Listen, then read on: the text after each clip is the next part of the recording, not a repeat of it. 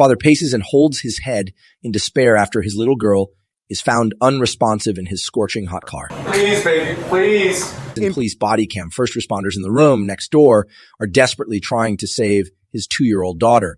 You can feel the dad's anguish. I can't believe this. Christopher Schultz told the cops that his daughter was sleeping in the car, and he didn't want to wake her, so he left the engine running and the AC on. The little girl's mom, a doctor, came home to find the car off and no AC. Parker was unresponsive. How long was she sleeping in the car out there? I want to say it was no more than 30, 45 minutes. And I don't think their air was off that entire time. I think there was a time in between. I had checked on her last. It was still running. She was still sleeping. And then when I went back out, the car was off. She's very hot right now. And we're going to do everything we can. Oh my God. A police officer tells the dad that they have to treat the home as a crime scene. Little Parker didn't make it. Like a murderer? 3 days later, cops arrived at his door and arrested him. He fell to his knees when he was told he was being detained. No. Schultz allegedly got distracted by playing his video games and putting his food away. They said the little girl was trapped in a hot car for over 3 hours. The dad appeared in court yesterday, clean-shaven and looking very different. He pleaded not guilty to first-degree murder. Many thought it was a harsh charge given the anguish the dad will feel for the rest of his life. No. Okay. So, listen. No. Listen. No. This doesn't change. You haven't heard this. This doesn't change what's going on. First-degree murder seems like a very, very heavy charge. It's a tragedy of the utmost proportions. No heart. No heart at all. Christopher, who was overcome with emotion, proceeded to ask, "Am I going to be there for my baby's funeral?" Do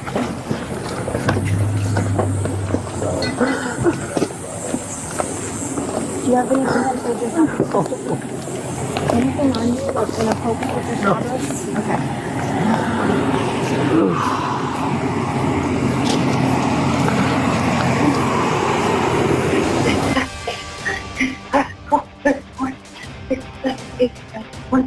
That's the sound of a mother fighting for her daughter's life after finding her unresponsive in a hot car. What's going on? My baby was in the car. She's not responsive. How long has it been? Half hour. It was, but it turned off. I've been checking. Oh my God. It was about 4 o'clock in the afternoon when Erica Schultz arrived at her home. Almost immediately, she knew something wasn't right. What's the location of your... 911, please. What's the address? What's going on? My baby was in the car. She's not responsive. Okay, hold on. I'm going to transfer you to medical dispatcher. Stay on the line. Oh my God. That's husband Christopher Schultz. Prosecutors say he's the one who left their 2-year-old daughter in the back seat of his car. What are you reporting? She was in the car sleeping. She's unresponsive. Okay. And who is she? Please. My daughter. My daughter. And this was out in the driveway? Yes. Is she still breathing? No, she's not breathing right now. Okay, we need to start CPR right now. Yes, we are. We're starting CPR, yes. The help is on the way to you. I need to hear CPR. I need them to count it out for me. 1, 2, 3, 1, 2, 4. 3. But my wife's a doctor. She's home. Okay. Oh my God. No.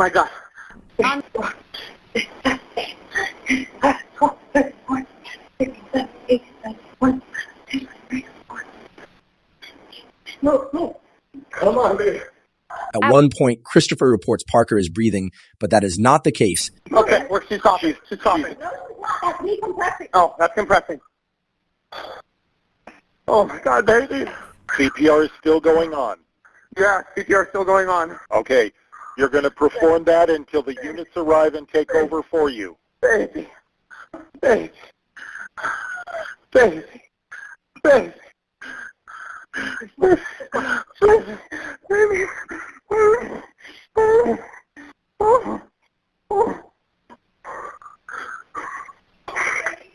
Two-year-old Parker is taken to the same hospital where her mother worked. She was later pronounced dead. Investigators determined she had spent more than 3 hours in direct sunlight.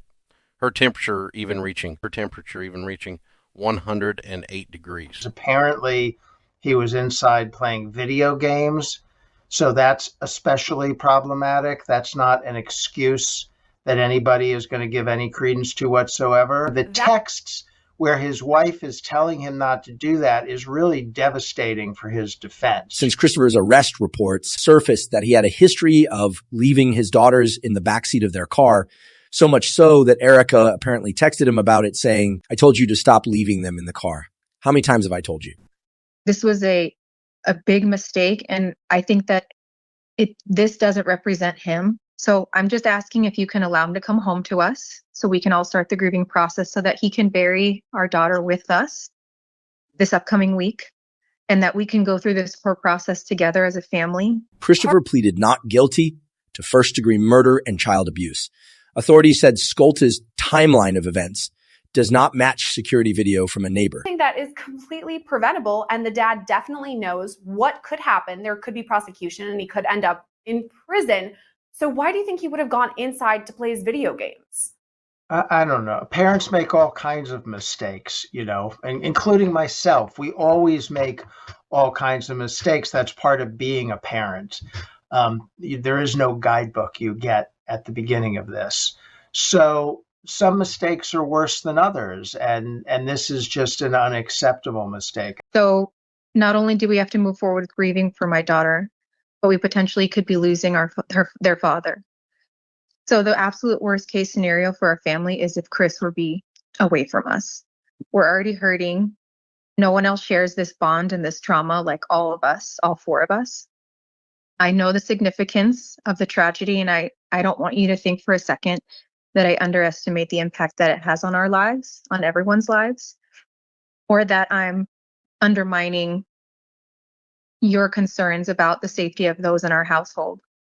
So I'm just asking if you can allow him to come home to us so we can all start the grieving process so that he can bury our daughter with us this upcoming week, and that we can go through this whole process together as a family. In the end, a judge ruled in Christopher's favor. Mr. Schultz has significant ties to the community, no criminal history whatsoever. This is the kind of offense that is extremely unlikely to reoccur. I don't believe that he poses a danger to the community now, although his actions on that day may have. For all of those reasons, I am actually going to release him to pretrial services supervision. I don't believe that a money bond is appropriate at this time. New information released on the death of 2-year-old Parker left in hot car shows Christopher Skolt's pattern of reckless behavior with his children. His charges have been increased to first-degree murder after a grand jury reviewed the case, yet remains out of custody after having to not post any bond. Hearing retained on behalf of Christopher Schultz, who's present out of custody. Thank you. It's Schultz? Okay. And counsel for the state want to announce? Yes, Your Honor. Good afternoon. Haley Weigel on behalf of the state. Brad Tice on behalf of the state. Okay. And are you going to be asked? Are you going to ask to be heard on anything today? No, Your Honor. Okay. All right. So, Mr. Schultz, this is the time set for your arraignment in this case. You have a copy of the indictment there, sir? Yes, Your Honor. Okay. I've actually reviewed it with my client. His name is spelled correctly in the caption. We would waive a formal reading. I request that you enter a plea of not guilty as to both counts. I have reviewed my client's rights with him. He's advised of those as well. Right. Just set future case for us. Okay, sir. So, sir, those are the charges that have been filed against you. On the top left-hand corner of that indictment, is that your true name spelled correctly? Yes, it is. I will enter pleas of not guilty. You have the right to remain silent. Anything you say can and will be used against you. And you have hired your own attorney. And I don't believe we need to relieve anybody.